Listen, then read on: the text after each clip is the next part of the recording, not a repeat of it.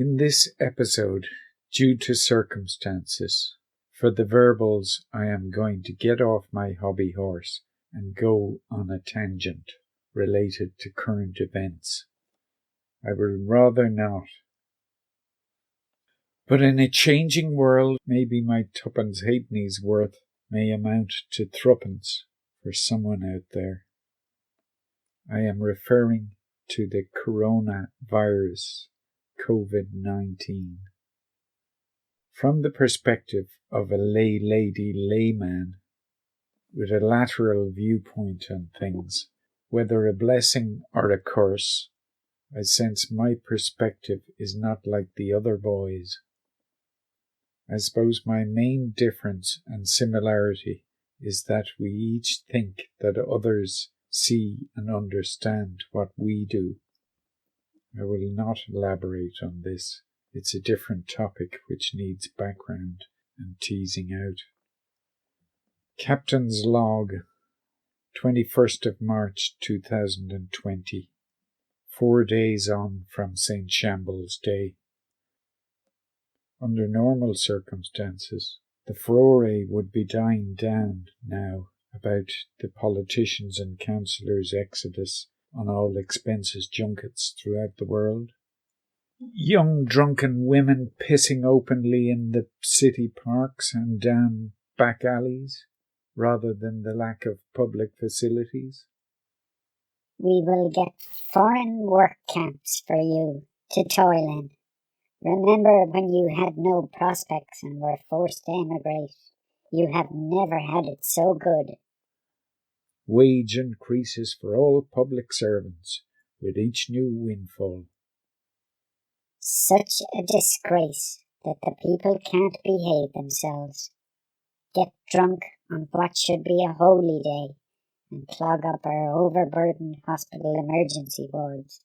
Disgraceful carry-on. The predictability of St. Shambles Day and its aftermath has been disrupted this year. Our normality has been discommoded, which is novel in itself. Went to the post office 2 days ago, otherwise have been in isolation, other than family. Have a headache all yesterday and today. Paracetamol does not get rid of it. No raised temperature, and suspect it is just atmospheric. Keep hearing of people who have shaken hands or hugged people who are now positive.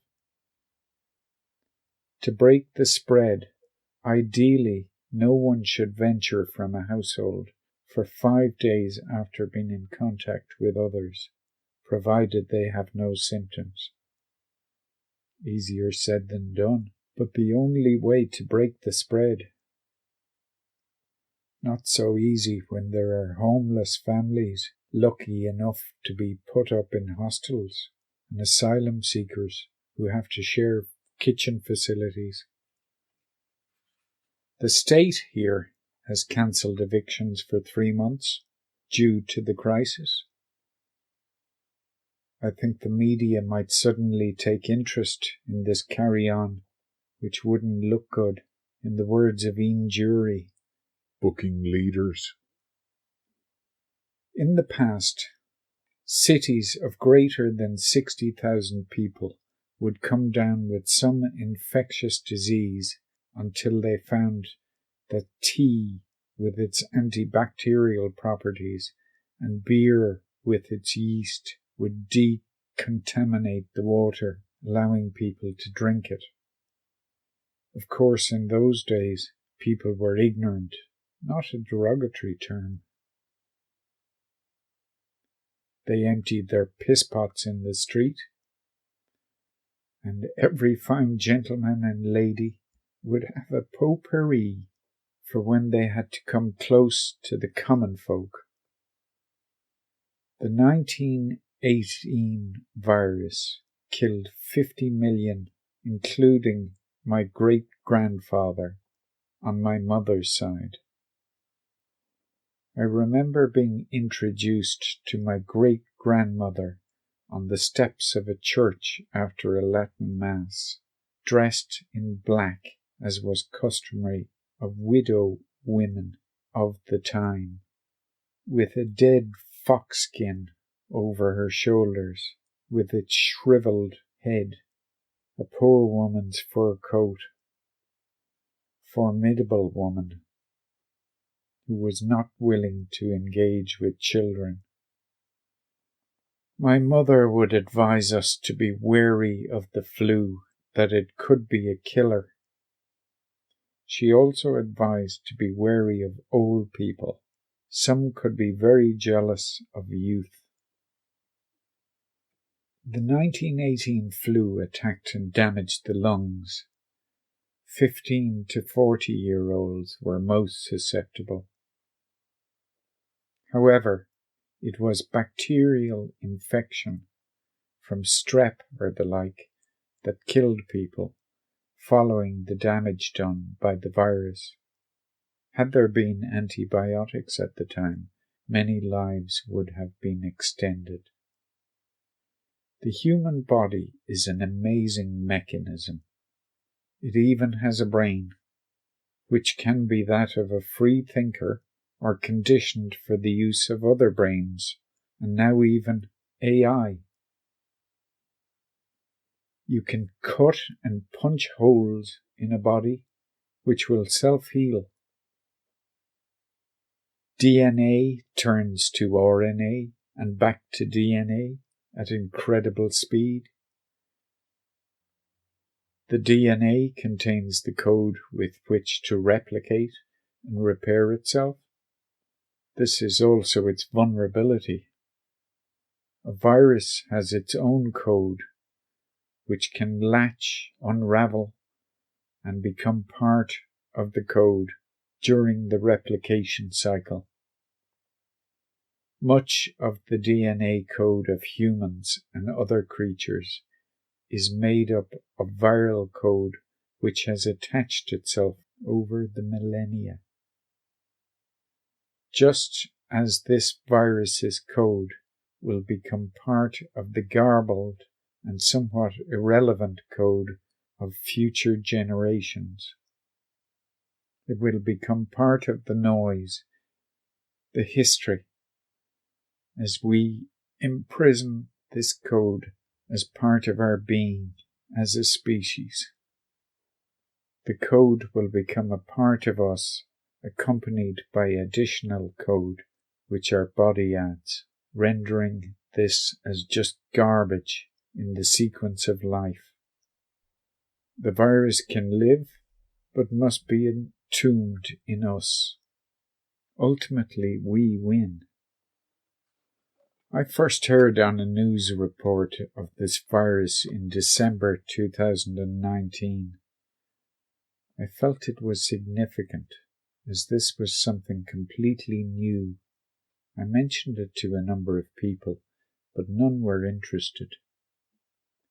In the 3 months following, there has been a lot of changes. Lots of information, fascinating and sad. Lots of doors bolted after the horses have left the stables. Lots of bad leadership, if you can call it that, and dishonesty as to the capability and competence of our political systems. We are dealing with an airborne virus, about 1/100th the size of a bacteria. It can be inhaled, exhaled. It will land on surfaces, replicate in the body, most likely invades a new host via the lungs or eyes, and I would assume cuts or open wounds will allow entry also. Soft tissue, in other words. If we were to look at Germany and Italy as of today, okay, the number of diagnosed cases differs, but there is a significant difference in the percentage of fatalities. But how do these countries differ? I reckon the Italians are far more communicative and sociable. We all know the stock joke of the German child adopted by the Belgian couple. Maybe not all, and I should tell it later. I suppose Italy is a little warmer, though I don't think that is a factor. I recall many years ago I was talking to a man from Northern Europe. It could have been from Germany. He was talking of how stupid people in other countries were sweeping dirt in their buildings rather than cleaning the air. When I was a kid working in a factory, a man told me that if you could use a sweeping brush, you would never be out of work. He elaborated that he could sweep into one pile, then back into another, raising dust all day long. If using a vacuum cleaner at the moment, it seems to me best to have the exhaust outdoors, as the virus is too small to be trapped by any filter. Speaking of filters, I would imagine there are a higher percentage of smokers in Italy. 23.7% in 2015. No, according to the Googleator, it's about the same. From what I have perceived to date, it seems to me, and again I stress, this is only from the layman's perspective, is that where the virus attacks the body, there will be some damage. The body's immune system will fight back, creating antibodies, and in a healthy individual is well capable of winning this battle. With compromised or less than healthy lungs, I don't think there is the best place for this battle to be conducted. Invasion through the eyes and the glands in the neck should contain it in the head until this battle is done. If I have to get this virus, I think I would prefer to introduce it in the muscle of the hand or foot. The point of entry seems to me to be a factor in the outcome. But what do I know? It would be good to get some yay or nay feedback from someone who knows about this kind of stuff.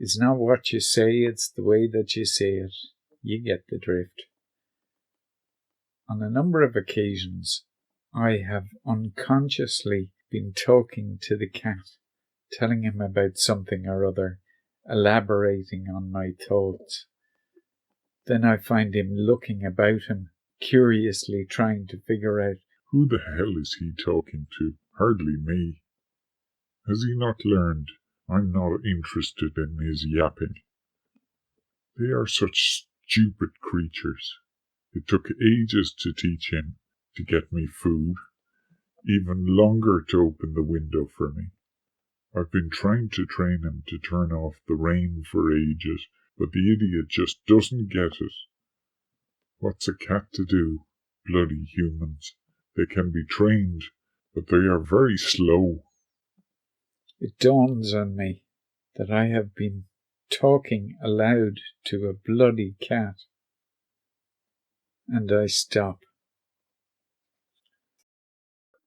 Okay, time for the stock joke. A Belgian couple were looking to adopt a child. After many years on the waiting list, they had no success. They were getting on in years and could see themselves shortly becoming too old to qualify. They were well-to-do, homely, and felt they had lots of love to give and wished to share their home with a baby. The wife didn't work outside the home and had a craving, a need to share her love with the child. They lived on the eastern side of the country, close to the German border, and spoke fluent German. They decided to apply to German agencies before they got too old. Imagine their joy when they were successful. After all the form-filling, assessments, psychological profiling and scrutinizing of their financial assets, eventually they were presented with an adorable little newborn, a baby boy, their son and heir. After all their hopes were dashed so many times before, the anticipations dissolving to sorrow, there are no regrets now. It was worth all the effort and angst for the proud parents driving home with their newborn son in his Moses basket. Joy of joys. The wife's cheeks ached for a whole week, unable to stop smiling. Her developing frown had actually and permanently turned upside down. Their house had become a home. They were now a family, rather than a couple. They lavished the child with clothes and toys. He would want for nothing. Most pragmatic onlookers would think they were spoiling the child, but to them it was love and gratitude. After all the years of yearning, they could not be happier. The baby turned into a toddler. He didn't speak. They didn't care that their son was mute and didn't love him any less for it. He was the apple of his mother's eye. Their love was unconditional. The toddler turned into a little boy.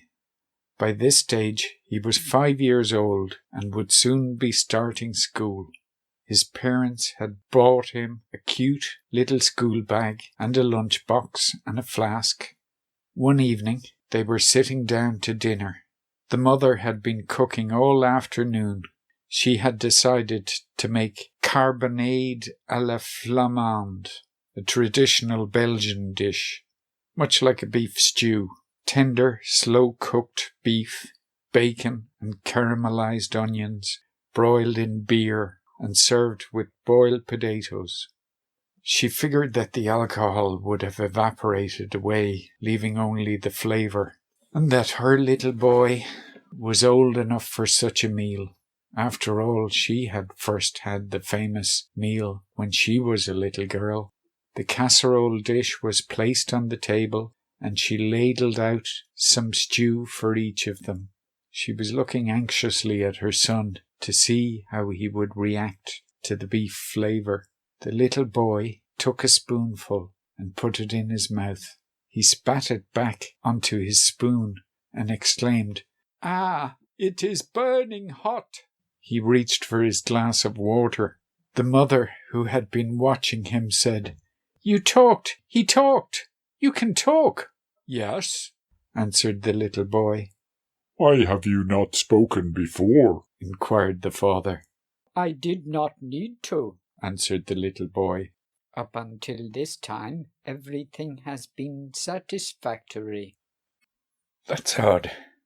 The father in that joke sounds just like Andy, one of our cats. I must tell him at some stage. So that's another episode done and dusted. I would like to play out with Vera Lynn singing "There'll be blue skies over the white cliffs of Dover tomorrow. Just you wait and see." But I don't want YouTube's bot blocking it. It takes about 23 hours to upload here from the home broadband, and I keep having to wiggle the touchpad, else the computer goes to sleep, extending the time.